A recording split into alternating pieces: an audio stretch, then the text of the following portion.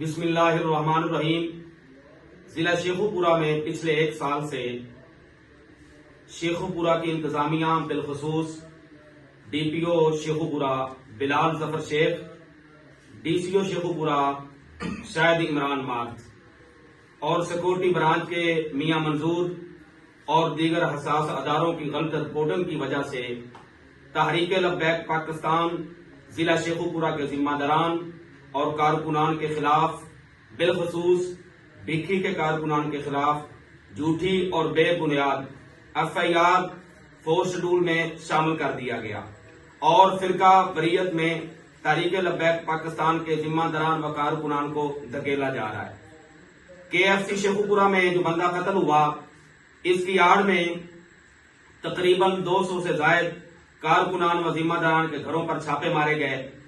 اور چادر چار دیواری کا تقدس پامال کیا گیا۔ 77 سے زائد کارکنان و ذمہ داران کو گرفتار کیا گیا۔ اس کے علاوہ ٹی ایل پی کے ضلعی امیر علامہ طاہر سیفی صاحب کو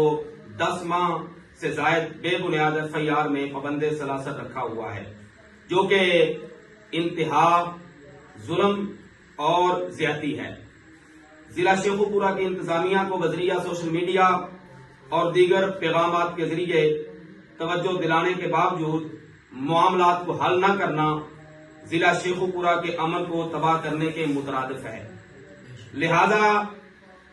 تحریک لبیک پاکستان ضلع شیخوپورہ کی قیادت و پی پی ذمہ داران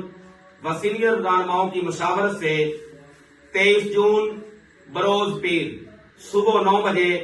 تحریک لبیک پاکستان ضلع شیخوپورہ میں بھرپور احتجاج کرنے جا رہی ہے۔ لبیک لبیک لبیک یا رسول اللہ، لبیک لبیک لبیک یا رسول اللہ، لبیک